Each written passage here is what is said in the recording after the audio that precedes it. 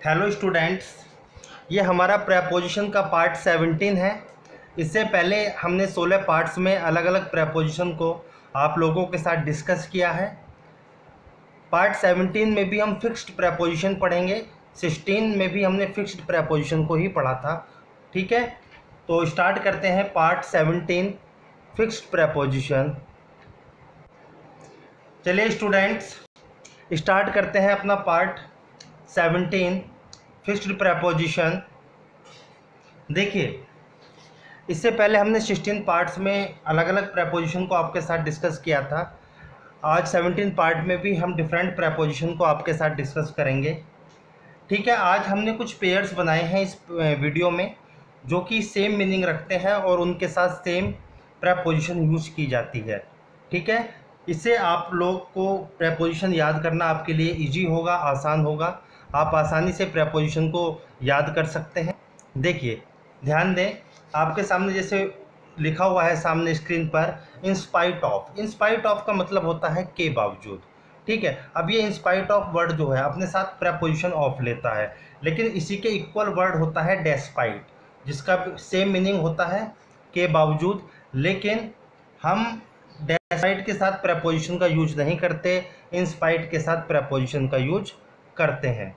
देखिए second word inquire into होता है। इंक्वायर इनटू जांच करना। इंक्वायर अपने साथ प्रेपोजिशन इनटू का यूज होता है इंक्वायर के साथ, लेकिन इन्वेस्टिगेट इसका मतलब भी जांच करना होता है, सेम वर्ड है, लेकिन ये अपने साथ प्रेपोजिशन नहीं लेता। वेट फॉर होता है, वेट के साथ प्रेपोजिशन फॉर का यूज होता है, लेकिन अवेट अकेला यूज किया जाता है। कंसिस्ट ऑफ, कंसिस्ट ऑफ किसी चीज़ से बना हुआ। ठीक है, कंसिस्ट ऑफ, कंसिस्ट अपने साथ फिक्स प्रेपोजिशन ऑफ का लेता है, लेकिन ठीक है इसी से मिलता हुआ वर्ड जो होता है वो होता है कंप्राइज, किसी चीज़ से बना हुआ। ये विदाउट प्रेपोजिशन यूज किया जाता है। कंसिस्ट ऑफ होता है और खाली कंप्राइज होता है। क्लियर? चलिए देखते हैं। देखिए स्टूडेंट्स, कुछ पेयर्स आपके सामने हैं, बड़े ध्यान से इन पेयर्स को का यूज़ करें। देखिए, मैंने आपके सामने एक लिस्ट बनाई है। नंबर 1 पर look, see, glare, stare, gaze, glance, आई और परयूज। देखिए, इनका मतलब कहीं ना कहीं होता है क्या स्टूडेंट्स, देखना। ठीक है, देखना इनका मीनिंग होता है। ठीक है, जिसको लुक माने देखना होता है, किसी चीज़ को ध्यान से देखना। सी माने भी देखना होता है, यानी कि उस चीज़ को आपने देखा और फिर देखकर भूल गए। स्टेयर का मतलब होता है घूर कर देखना। गेज, ग्लांस का मतलब होता है ध्यान से देखना। आई का मतलब भी देखना होता है, और परयूज कहते हैं स्टूडेंट किसी चीज़ को ध्यान से देखकर उस चीज़ का अवलोकन करना। आपको याद रखना है कि जितने भी ये वर्ड हैं look, see, glare, stare, gaze, glance, eye, peruse, जो कि सेम मीनिंग रखते हैं, इनके साथ आप फिक्स प्रेपोजिशन एट का यूज़ करेंगे। ठीक है, जैसे look at, see at, glare at, stare at, gaze at, glance at, eye at और परयूज एट। इस तरीके से इनका यूज किया जाता है। देखिए स्टूडेंट्स, नंबर 2 लाफ। लाफ का मतलब होता है हंसना। देखिए, स्माइल हंसना, चगल का मतलब होता है यानी कि मुंह दबाकर हंसना। ठीक है, ग्रीन का मतलब भी हंसना, स्नीगर हल्की हंसी को कहते हैं, सिंपर भी हंसी को कहते हैं, स्नीकर मोक यानी कि मुंह दबाकर हंसना। ठीक है, कहीं ना कहीं इन सबका सेम मीनिंग है, हंसना। Laugh, smile, chuckle, grin, snigger, smirk, simper, snicker और मॉक, इनका मतलब होता है हंसना। तो ये अपने साथ फिक्स प्रपोजिशन एट को लेकर चलते हैं, यानी कि laugh at, smile at, chuckle at, grin at, snigger at, smirk at, simper at, snicker at and mock at. इस तरीके से इनका प्रयोग किया जाता है। तो आपने देखा स्टूडेंट्स, इनके साथ भी प्रपोजिशन एट का यूज किया जाता है।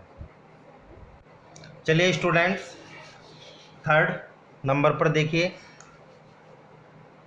हार्मफुल, आपके सामने लिखा हुआ वर्ड है, लिस्ट है पूरी।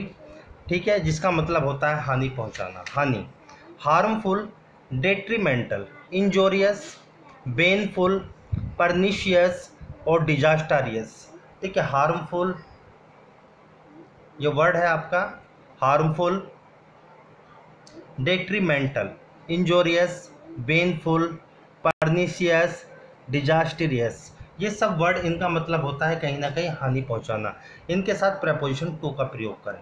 किसका प्रयोग करें? प्रेपोजिशन टू का। जैसे harmful to, detrimental to, injurious to, baneful to, pernicious to, disastrous to.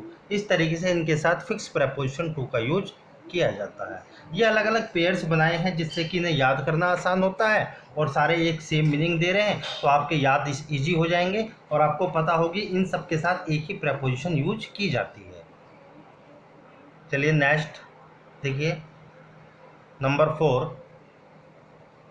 देखिए स्टूडेंट्स, आपको हमने एडजेक्टिव पढ़ाया था। एडजेक्टिव में मैंने आपको IOR एंडिंग एडजेक्टिव्स बताए थे, ठीक है। जैसे junior, senior, inferior, superior, prior, anterior और पोस्टीरियर। अब आप देखें ये सारे के सारे जो हैं IOR एंडिंग एडजेक्टिव हैं। कैसे एडजेक्टिव हैं? IOR एंडिंग एडजेक्टिव हैं। तो अब आपको एक बात याद रखनी है, देखिए इनके साथ कभी भी देन का प्रयोग नहीं होता। मैंने एडजेक्टिव में भी आपको पढ़ाया था। जैसे इनके साथ हमेशा कौन सी प्रेपोजिशन का यूज किया जाता है स्टूडेंट्स? हमेशा याद रखना प्रेपोजिशन टू। प्रेपोजिशन टू का यूज होगा। जैसे junior to, senior to, inferior to, superior to, prior to, anterior to and posterior to. इसके साथ कभी भी देन का प्रयोग नहीं होता, इसके साथ प्रेपोजिशन टू का यूज किया जाता है। तो ये वर्ड अपने दिमाग में बैठा लें, बिल्कुल अच्छी तरीके से याद कर लें। बहुत इंपॉर्टेंट वर्ड्स हैं और मोस्टली एग्जाम में ये बार बार आते हैं और पूछे जाते हैं।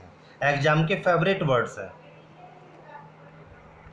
देखिए नंबर 5 स्टूडेंट्स, ठीक है। नंबर 5 देखिए, बीसेट। बीसेट का मतलब होता है भरा हुआ, किसी चीज़ से भरा हुआ। बीसेट, इन्फेस्टेड, स्वैम्प्ड और टीम, इनका मतलब होता है किसी चीज़ से भरा हुआ होना, ठीक है।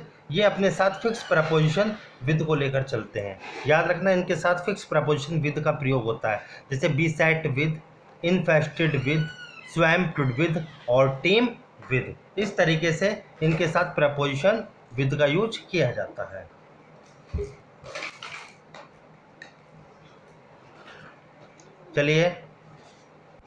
चलिए स्टूडेंट्स, पॉइंट नंबर 6 पे देखिए, आपके सामने वर्डों की लिस्ट है। देखिए एडेप्ट, एक्यूरेट, करेक्ट और अकॉम्प्लिस्ड, इन सब का वर्ड एडेप्ट का मतलब होता है कुशल, यानी कि कहीं ना कहीं इन सब का जो मीनिंग है वो सेम है स्टूडेंट्स, कुशल, ठीक है।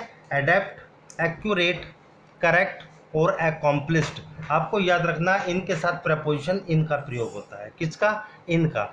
Adapt in, accurate in, correct in, accomplished in. इस तरीके से इनके साथ प्रपोजिशन इनका यूज किया जाएगा। चलिए आगे देखिए स्टूडेंट्स, पॉइंट नंबर 7। देखिए इनफर, आप सामने वर्ड लिखा हुआ इनफर, इसका मतलब होता है निष्कर्ष निकालना। इनफर, डेड्यूस, कंक्लूड, ड्राइव, ये सब क्या है? इनका अर्थ होता है निष्कर्ष निकालना। तो इनके साथ फिक्स प्रपोजिशन फ्रॉम का यूज होता है। याद रखना फ्रॉम आप यूज करेंगे। इनफर फ्रॉम होता है, deduce from, conclude from, drive from, इस तरीके से आप इसे यूज करते हैं। देखिए नंबर 8 पॉइंट स्टूडेंट्स, देखिए आपके सामने वर्ड दिया हुआ है, एक लिस्ट है पूरी। देखिए प्रिवेंट, प्रिवेंट का मतलब होता है क्या स्टूडेंट्स? किसी चीज़ को रोकना, यानी कि रोकना, प्रिवेंट रोकना, क्लियर। अब देखिए prevent, prohibit, protect, escape, refrain का मतलब होता है किसी चीज़ से बचना। ये कहीं ना कहीं एक दूसरे के सिनोनियम्स हैं, ठीक है, और एक सेम मीनिंग दे रहे हैं। प्रिवेंट रोकना होता है, प्रोहिबिट का मतलब रोकना होता है, प्रोटेक्ट रोकने के लिए यानी कि रक्षा करने के लिए यूज होता है, एस्केप किसी चीज़ से बचना, रिफ्रेन दूर होना किसी चीज़ के, एब्स्टेन, डिसीस्ट, डेबर और प्रिशर्व। देखिए ये सारे के सारे वर्ड अपने साथ फिक्स प्रपोजिशन फ्रॉम को लेकर चलते हैं, ठीक है। Prevent from, prohibit from, protect from, escape from, refrain from, abstain from, desist from, debar from, इस तरीके से इनका प्रयोग किया जाता है, क्लियर। चलिए स्टूडेंट्स पॉइंट नंबर 9 की तरफ देखें।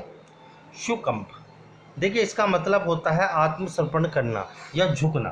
ठीक है, एक ही चारों अर्थ दे रहे हैं, शिकंप, ईल्ड, सरेंडर और स्टूप। इनके साथ फिक्स प्रपोजिशन टू का प्रयोग किया जाता है। कौन सी प्रपोजिशन स्टूडेंट्स? टू, हमेशा याद रखना। शकंप टू होता है, ईल्ड टू होता है, सरेंडर टू होता है, स्टूप टू होता है। ये चारों सेम मीनिंग दे रहे हैं, यानी कि ईल्ड कहते हैं झुकना, सरेंडर करना झुक जाना, आत्मसमर्पण करना। स्टूप का मतलब भी आत्मसमर्पण करना या झुकना। ठीक है, इस तरीके से इनका यूज किया जाता है। ये सेम मीनिंग देते हैं और इनके साथ प्रपोजिशन टू का ही यूज होता है। देखिए लास्ट पॉइंट आज का, पॉइंट नंबर 10। देखिए बेनिफिशियल और कंडक्टिव। बेनिफिशियल लाभदायक, इनके साथ प्रपोजिशन टू का प्रयोग किया जाता है। बेनिफिशियल टू होता है, कंडक्टिव टू होता है। तो ठीक है स्टूडेंट्स, इस तरीके से हमने ये पार्ट 17 यहाँ पर कंप्लीट कर दिया। फिक्स्ड प्रपोजिशन आप इन्हें अच्छी तरीके से लर्न कर लें, याद कर लें। ठीक है ना, थैंक यू।